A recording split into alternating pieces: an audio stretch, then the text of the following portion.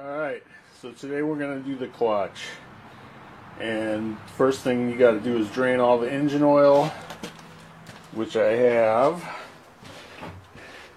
Seems like such a sin to have to take this out, but I mean, this oil is as clean as when it went in 6 years ago. So we'll find some use for it in a lawnmower or something like that. I'm not gonna get rid of it. It's probably got a total of an hour of engine runtime on it, but we got some better stuff here. All right, so yeah, the oil filter's off and the pan is drained. There's some little drippies coming out, but so we're gonna start taking this thing apart over here.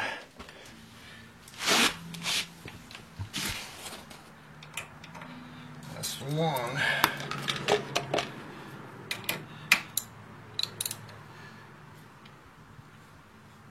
Oh man, things are tight.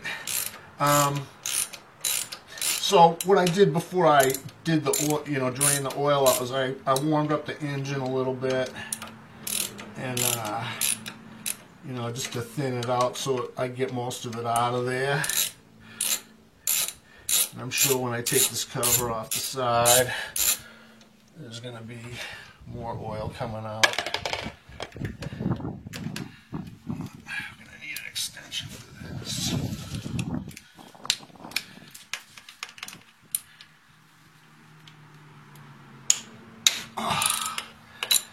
Oh man, I've never had these bolts out before because I've never messed with this clutch. So we're delving into unknown territory here. I've got the service manual up there on the seat, so I'm following instructions here.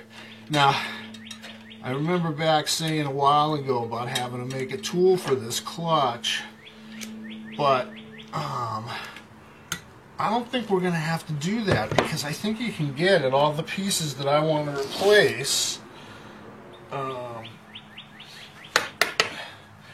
by just taking this cover off. So we're going to see about that.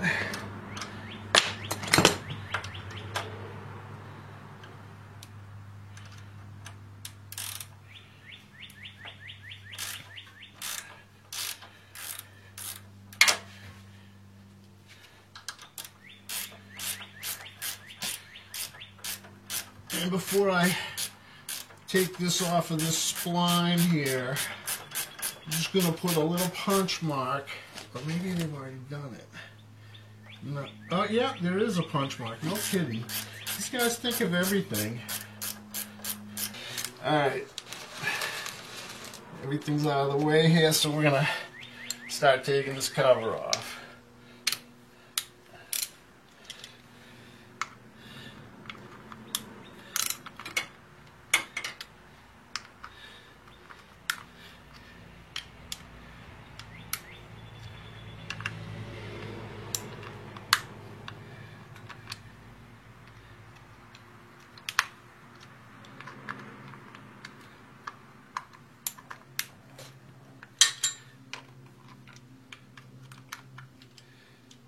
Alright, they're all loose. I'm going to get a little oil in the pipe here, but I guess that's going to have to happen because I'm not taking this pipe off.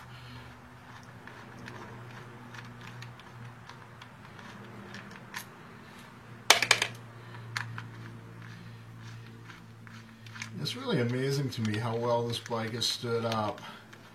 I mean, it doesn't have a ton of miles on it. It's got almost 26,000 on it, but it was made in 1988, which to me is kind of amazing that like everything isn't corroded, and I'm not breaking bolts off here and all this kind of crap.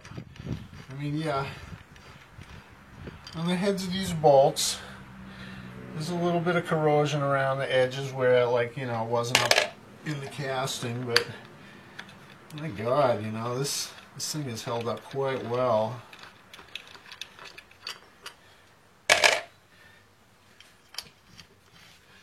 Alright, here we go.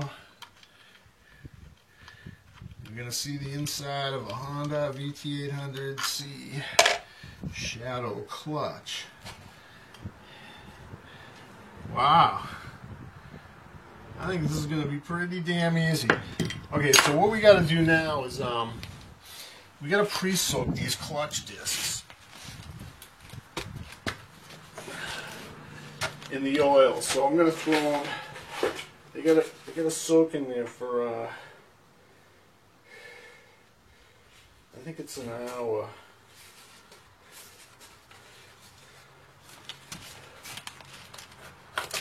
So we'll get these soaking in the oil.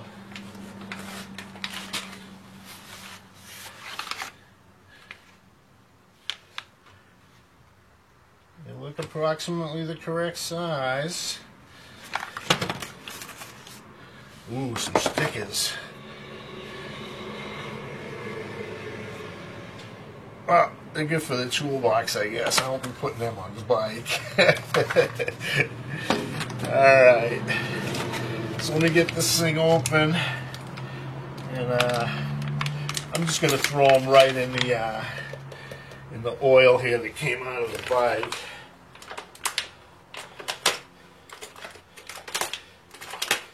And then we'll start taking apart the clutch. Now this is the nut I thought I was going to have to build the little tool for, but I think if you just take these 5 off, the whole clutch will come out. The one thing that sucks is, I mean, I don't know if you've ever seen a Honda service manual, but like, they give you every procedure, every torque spec, every thing that you can imagine. And the one thing that I've been unable to find in all the lists of all the bolts, they list every single bolt on this bike with a torque spec, is this thing. This is, I don't know why they don't do it, but I've looked in a bunch of stuff, I've searched online, and all the other Honda manuals that list the torque for this thing have a 4-bolt pattern.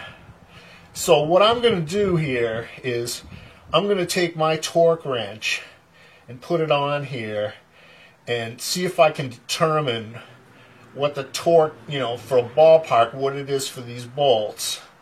Because there are standard torque values for different size bolts. So we'll compare and see if it's close to that standard.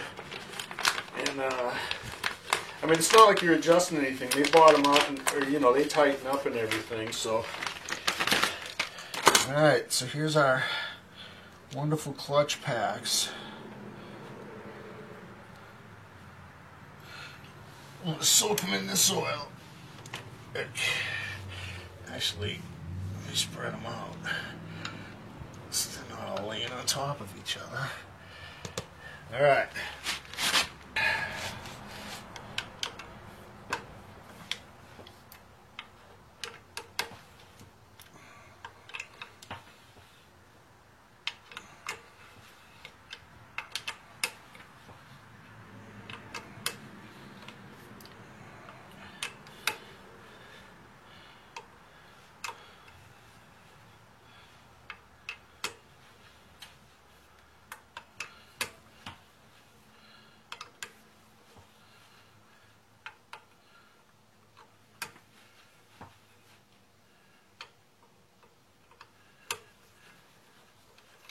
Okay, I think I'm off the springs now.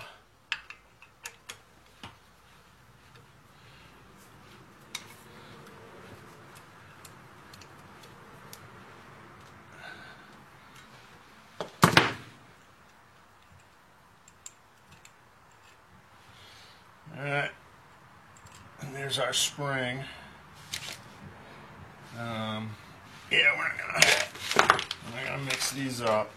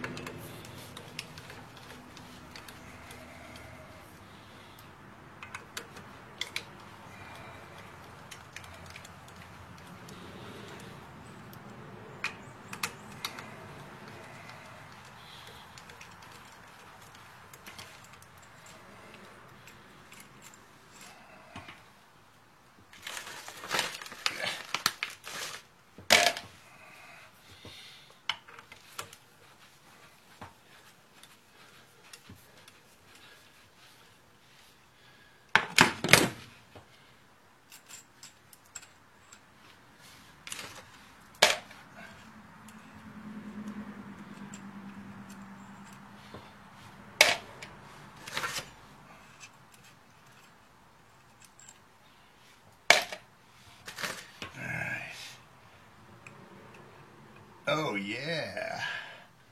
Look at that. How nice.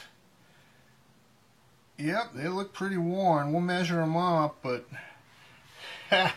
that's cool, man. You can do this whole thing with like a 10mm wrench and an Allen wrench. Sweet. Alright. The stuff's been in here for a while, and we're getting ready to put the clutch back together. So, let me get our little hooky thing here. Yeah. Alright.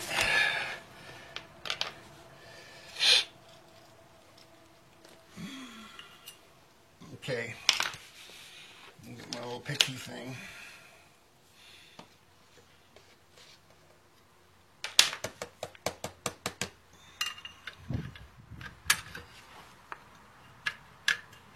Now we're talking.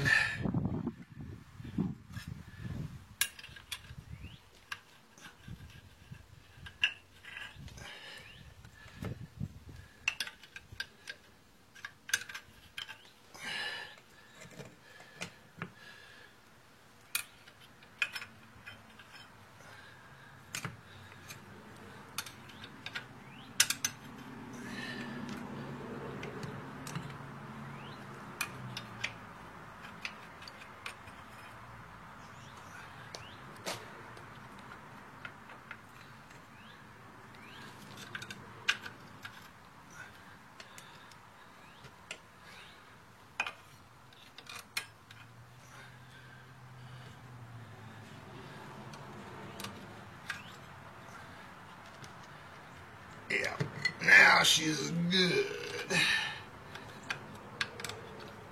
Yeah, that's a lot better. Alright.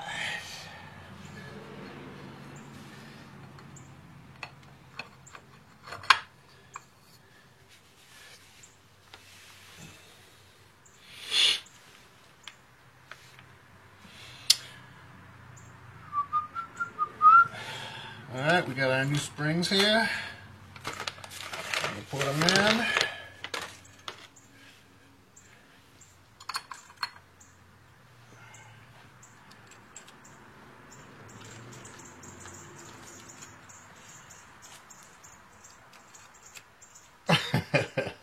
Well, they do give you an extra spring. Oh man. Yeah, the way I can tell they're different is they got these blue lines on them. Yeah, okay. Well, we're ready to start putting this thing back together.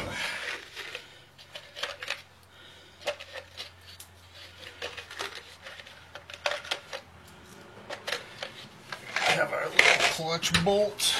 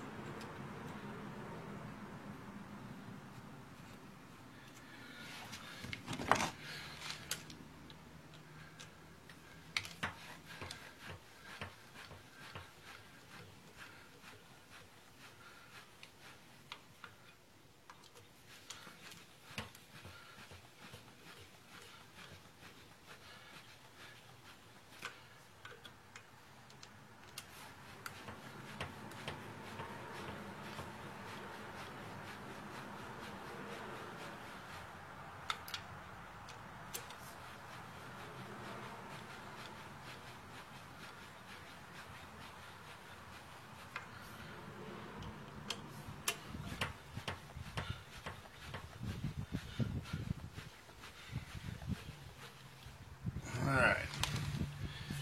Now it's just for yucks. See if this thing's moving. Oh yeah. Alright.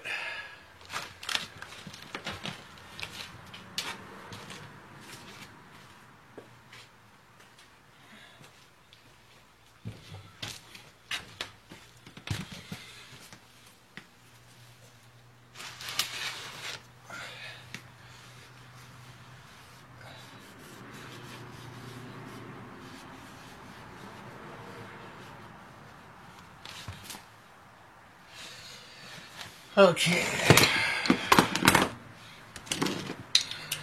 Time for some torquing.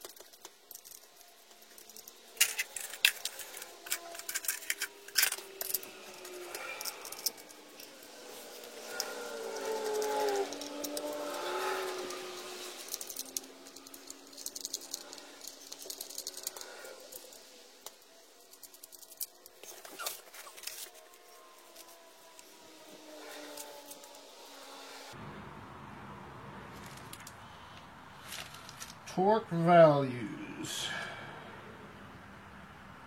Clutch cover bolt, 7.2 foot-pounds. Why can't they give it in inch-pounds?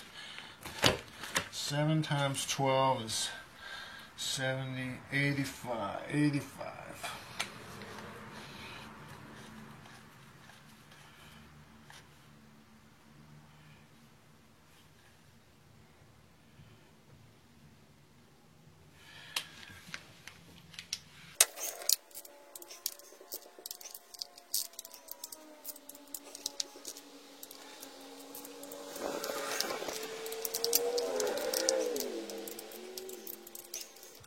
Alright,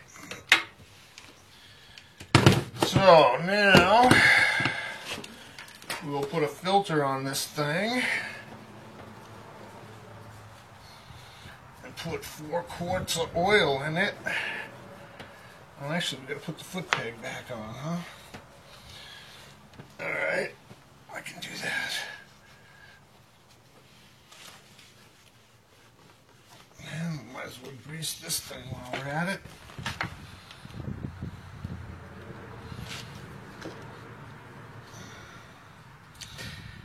Good grease.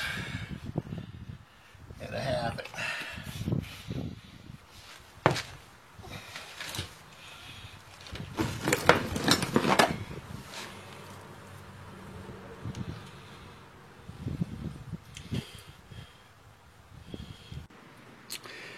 Well, you know, I got to thinking about how cruddy the brakes were, so I decided to take a look inside of my master cylinder for the clutch, and it's really crappy in there. So we're going to flush all that out of there. So the first thing you got to have is one of these, because you want to suck all that out of there. You don't want to pump it through the system. So we'll suck all of that crap out, and then I got the cover off the side already. We'll set it up for bleeding it like we did the brakes. So that's what came out of the master cylinder. Ew. Considering it's supposed to be like water clear, that's not so great. So we're going to do this a little differently, I think, than the brakes, because we still got fluid in the lines here. So what I'm going to do is just basically push the crappy fluid out with the good fluid.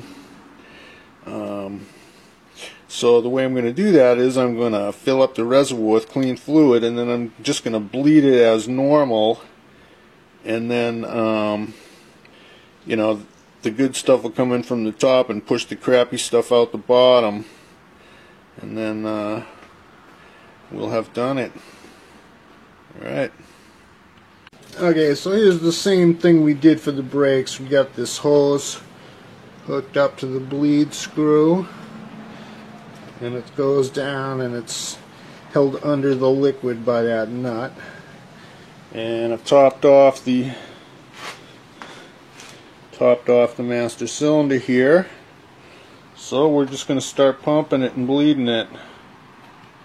Okay, we're ready to start here. So, got the reservoir filled.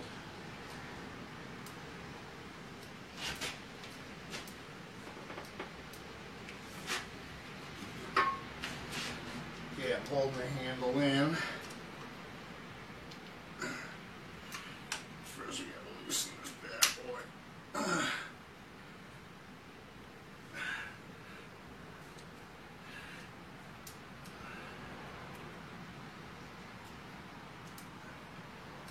Squeeze it, open it, close it, let it go. Squeeze it, open it, close it, let it go. Okay, we still got plenty in the reservoir. Squeeze it, open it, close it, let it go. So get a little air in there.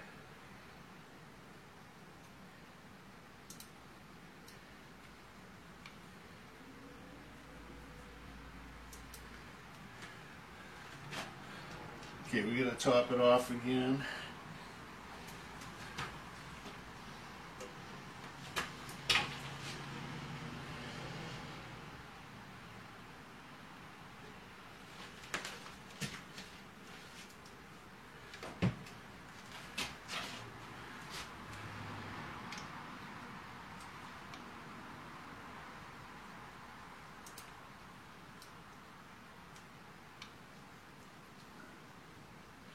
Still getting cruddy out.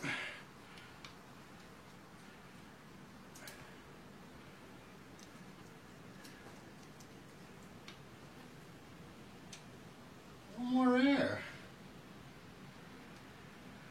You know, I'm not sure that's coming out of the...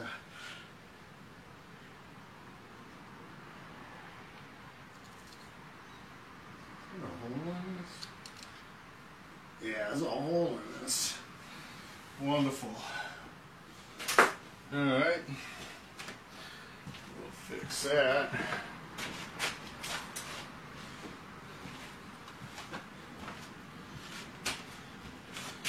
Just make sure this bleeder's closed.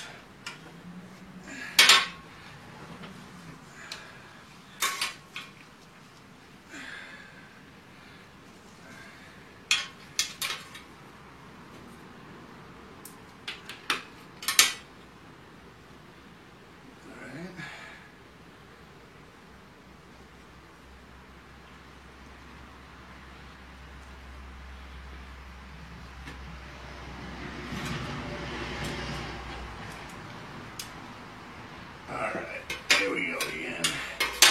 This time for sure.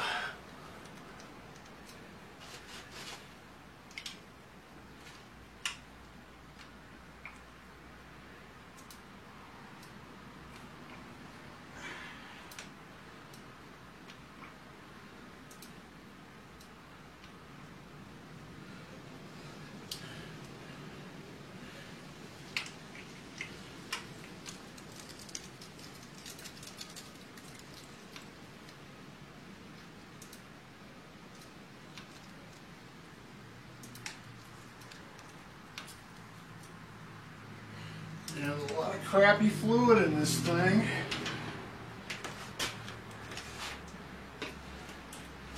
Well, we'll just keep pumping it. It's topped off the reservoir in.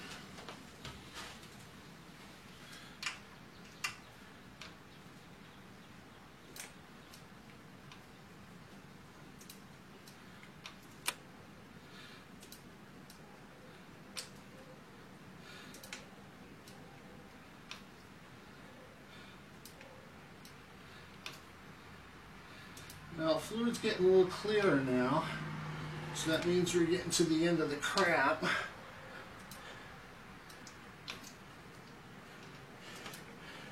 We're pumping this thing down furiously here.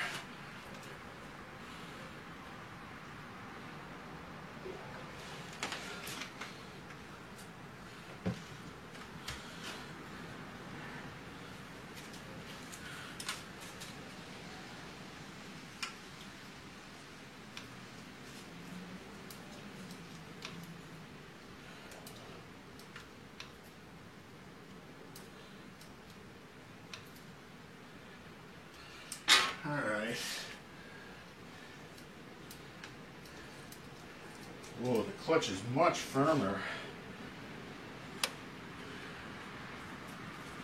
Interesting. And I can't see the color that's coming out of there. It is getting a lot clearer now. We'll pump it a couple more just for good measure here.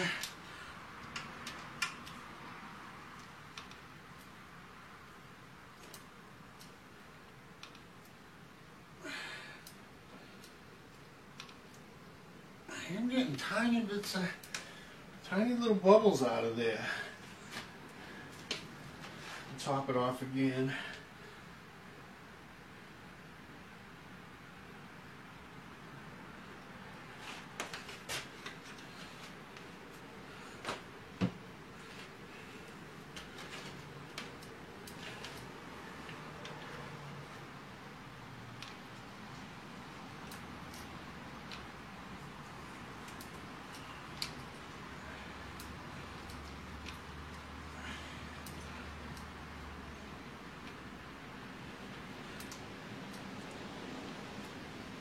Little bubbles out.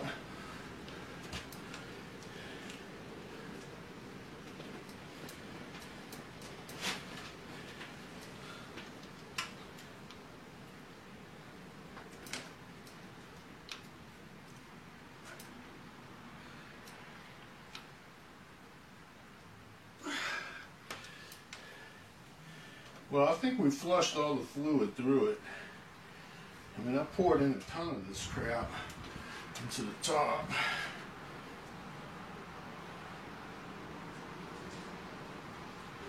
Top it off again.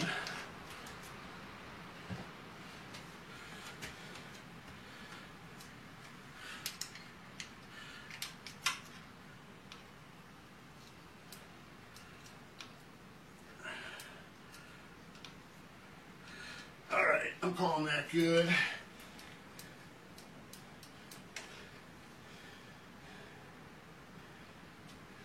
All right.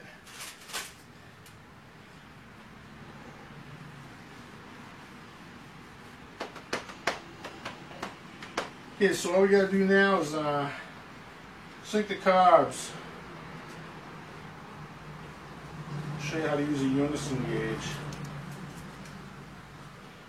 All right, stand by while I get ready to do the next operation here. Okay, so we got the unison gauge hooked up now, and the way it works is bikes have a little port in them below each carburetor so you can sense the vacuum, and that's what these are, is vacuum gauges. So we'll start her up.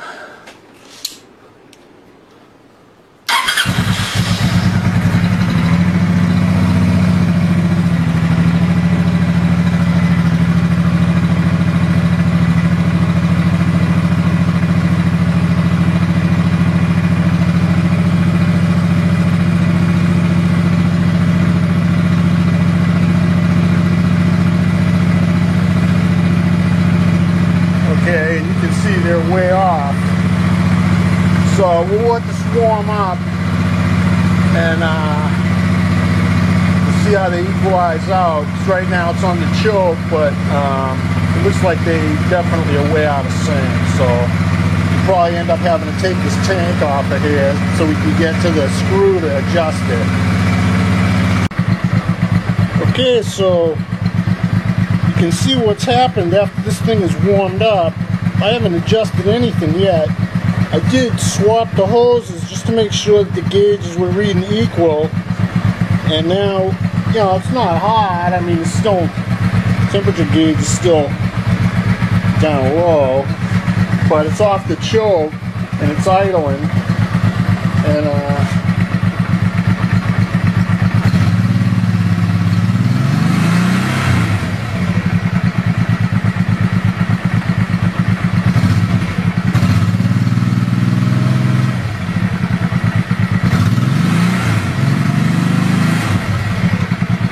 you can see they're tracking pretty well, so I think I'm going to leave it alone.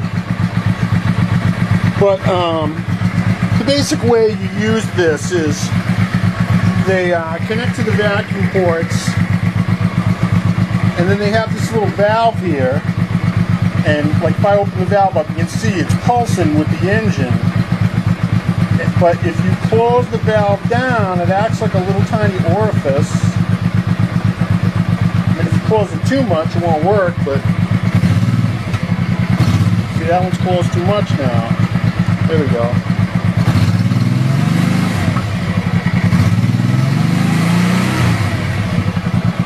Not too bad. Alright, I'm going to call this good. Well, there it is. And I just rode it around the yard, and it works. Clutch works, brakes work, engine's running good. Yeah, man, she's ready for the road now. Tomorrow I get the plates, and tomorrow it's gonna be 70. So I think we'll take her out for a little spin. Yep. So that worked out good. We'll be hitting the road.